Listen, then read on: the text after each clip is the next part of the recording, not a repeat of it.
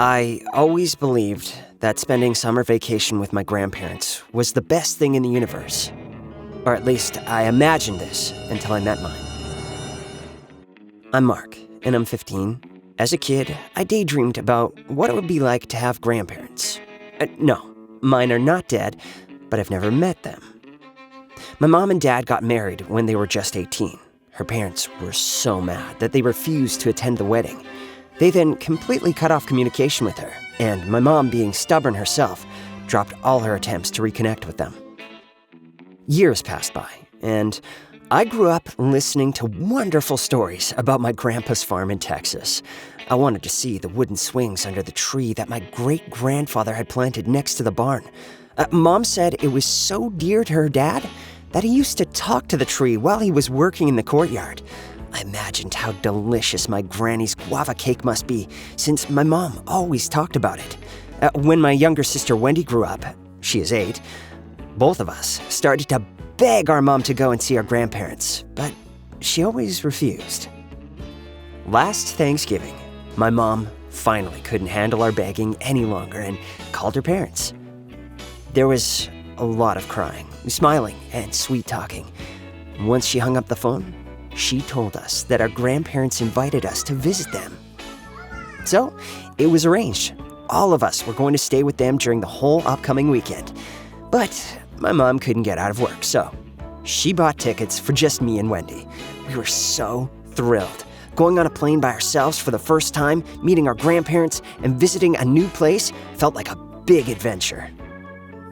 Granny and Granddad picked us up at the airport. We ran toward them as soon as we saw them and embraced them joyfully. We got into their truck and chatted happily as Granddad drove toward their farm. We arrived, and Wendy and I asked where that big tree with the swing was. But Granddad said that he had cut it down. We were so disappointed, but said nothing. Granny took us to the room we would stay in and told us to change our clothes and to get ready for dinner. I asked if she could make guava cake the next day, but she said she hated guavas.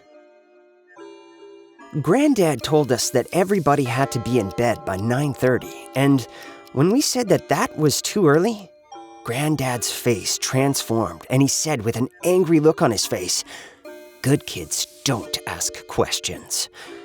Well, Wendy and I got a little bit scared, which he noticed, so he smiled and said, "You can go to bed at 10, but do not leave your room." The following morning, we went downstairs to the kitchen and were shocked to see our grandma wearing an apron splattered in blood. Next to her lied a rabbit she was skinning.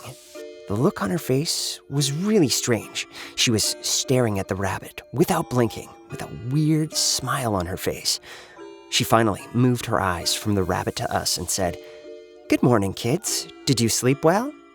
And her hand, with the knife covered in blood, pointed at us. I hurriedly told her good morning and grabbed Wendy's hand to take her out to the courtyard. Once we were outside, Wendy started to cry, saying that she wanted to go home.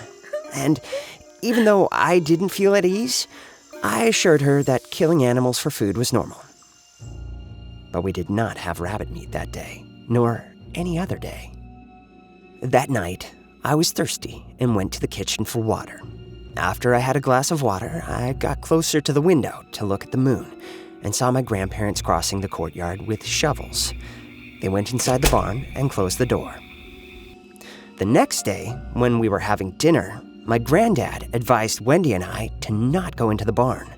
She asked why, and he grabbed her arm and screamed, "Because I said so!"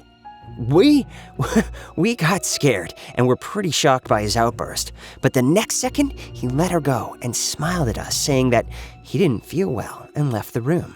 It was weird, and I couldn't get rid of this odd feeling that something strange was going on.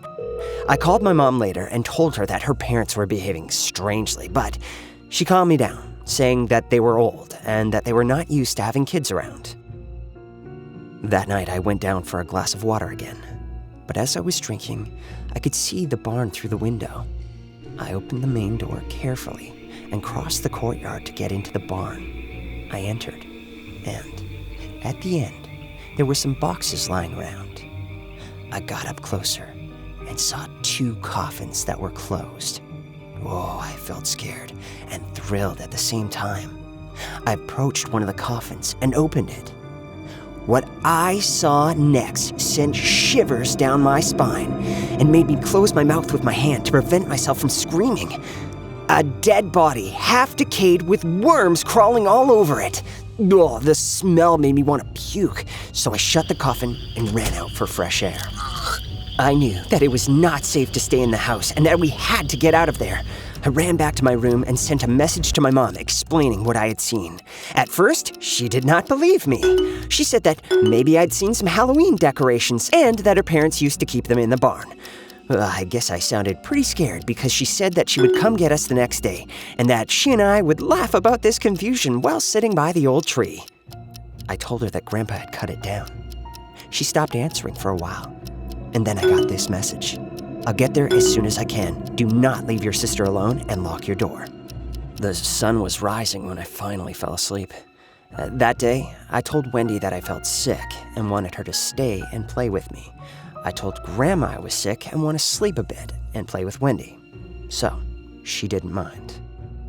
Later in the afternoon, Wendy had gotten bored and mad at me because I wouldn't let her go play outside. "You look perfectly healthy to me, Mark," she said and went downstairs. I couldn't stop her, so I had to go out with her. Mom did not answer my messages, so I was guessing that she was on the plane on her way. We were about to play with a ball in the courtyard when my grandparents emerged from the barn with 2 shovels and weird looks on their faces. I felt scared and I grabbed Wendy and started to run. Wendy didn't understand what was happening, but when she saw her grandparents following us with shovels, she got scared too. We managed to get into the house and then into our room, closing the door behind us. Seconds later, our grandpa started to hit the wooden door with his shovel. I picked up my phone with shaky hands and started to dial 911. Knock, knock, knock, knock.